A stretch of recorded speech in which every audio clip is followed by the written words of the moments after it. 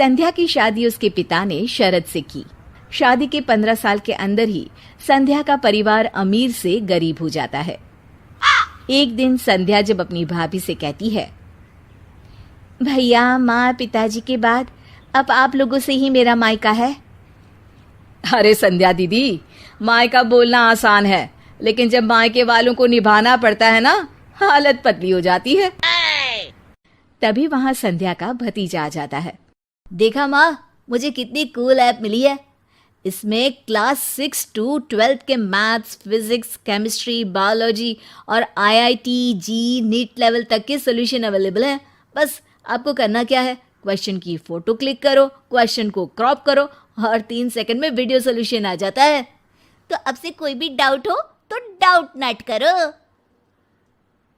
अरे बुआ, कब आई तुम? मुझे बताती थी, मैं स्टेशन लेने आ जाता। अरे पहली बार थोड़ी आ रही है जो रास्ता भटक जाती। अब गाड़ियां भले ही बहुत है, लेकिन सब काम पर लगी है।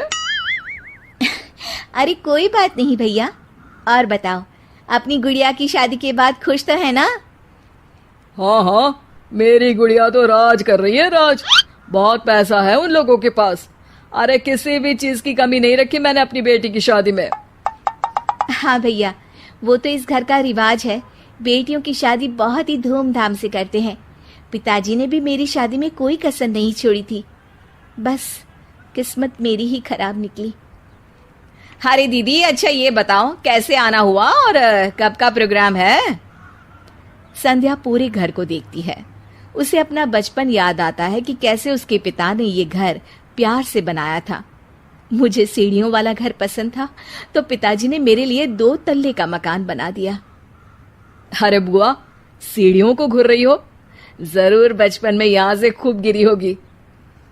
संध्या की आंख से आंसू गिर जाते हैं। वो अपने कमरे में चली जाती है और अलमारी खोलती है। अरे दीदी, अलमारी क्यों छू रही हो? कुछ चाहिए क्या? मुझसे मांग लेती। अरे नहीं भाभी, बचपन से ये अलमारी में मेरे खिलौने और गुड़िया रहा करती थी। हाय रे दीदी, अब क्या बंटवारा चाह रही हैं क्या? संध्या भाभी की इस बात पर घबरा कर वहां से निकल जाती है। अगली सुबह घर में संध्या को न देखकर भतीजा बोलता है, माँ, अरे माँ, ये बुआ दिखाई नहीं दे रही, कहाँ गई? अरे चली गई होगी, कह तो रही थी कि मन नहीं लग रहा है। अरे पापा, ऐसे कैसे बिना बताए चली गई? अरे कल अलमारी खोलकर खड़ी थी, कहीं कुछ उड़ा तो नहीं ले गई? भतीजी को बुआ की बात सुनकर गुस्सा आ जाता है। वो वहां से चला जाता है।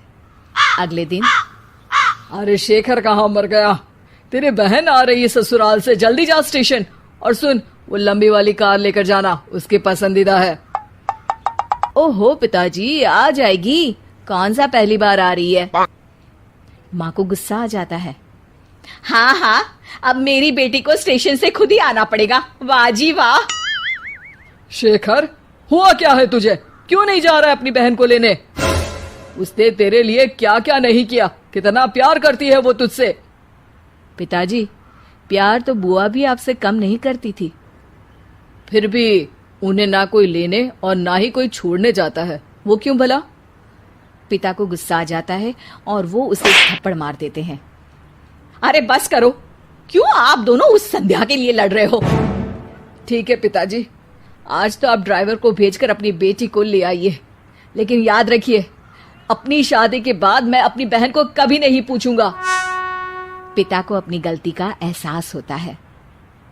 आज बुआ का जन्मदिन है, याद तो होगा नहीं आपको? पिता की आंख भर आती है। लेकिन तभी वहां अपनी पसंदीदा कार से संध्या घर आती है।